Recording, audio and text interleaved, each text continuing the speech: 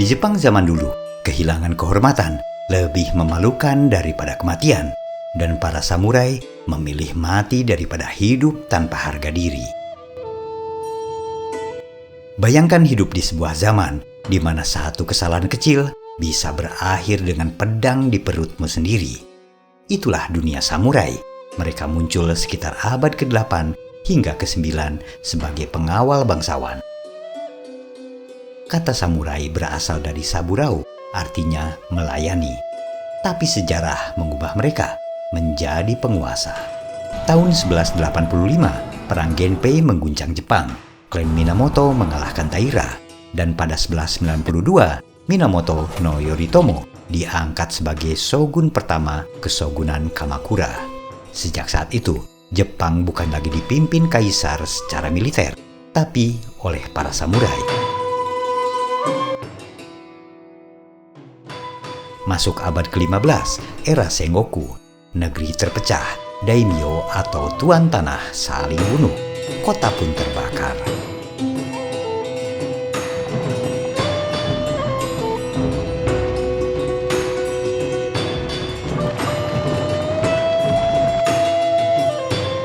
Samurai bertarung bukan hanya dengan katana, tapi juga dengan senjata api seperti di pertempuran Nagashino pada tahun 1575. Lalu datang tahun 1600, Sekigahara, pertempuran terbesar dalam sejarah feodal Jepang.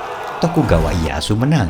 3 tahun kemudian, 1603, ia mendirikan Keshogunan Tokugawa. Jepang pun memasuki 250 tahun kedamaian di bawah kendali para samurai.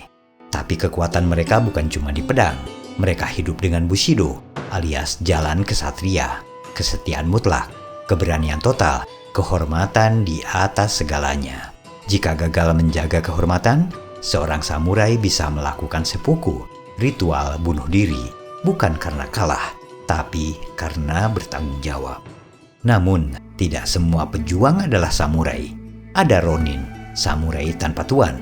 Mereka kehilangan status dan perlindungan. Kisah paling terkenal adalah 47 ronin pada tahun 1703 yang membalas kematian tuannya sebelum menyerahkan diri pada hukum. Lalu siapa legenda terbesar para samurai? Tentu saja kita harus menyebut nama Miyamoto Musashi, pendekar abad ke-17, lebih dari 60 duel, tak pernah kalah. Ia juga penulis dari buku The Book of Five Rings. Miyamoto Musashi!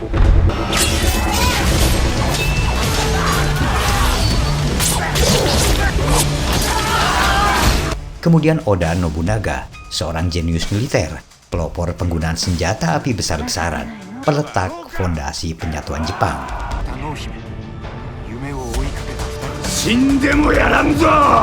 Kemudian ada Tokugawa Ieyasu yang terkenal karena strategi, kesabaran, dan kemenangan. Ia tidak hanya menang perang, ia membangun sistem yang bertahan selama 2,5 abad. Dan jangan kita lupakan Tomoe Gosen, samurai perempuan abad ke-12, tercatat dalam sastra klasik Jepang Heike Monogatari. Pemanah ulung, penunggang kuda tangguh, bertempur langsung dalam perang Genpei.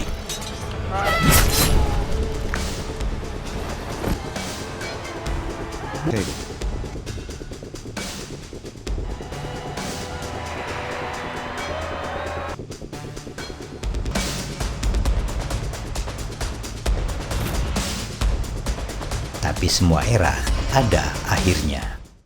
Tahun 1876, pada masa pemerintahan Meiji, pemakaian pedang dilarang melalui kebijakan Haitorei. Simbol samurai resmi dihapus, namun semangat mereka tidak, karena samurai bukan sekadar prajurit. Mereka adalah simbol disiplin, simbol kesetiaan, simbol kehormatan. Dan di Jepang, nilai itu masih hidup hingga hari ini. Demikian kawan-kawan kisah kita kali ini. Sampai jumpa dengan kisah-kisah lainnya.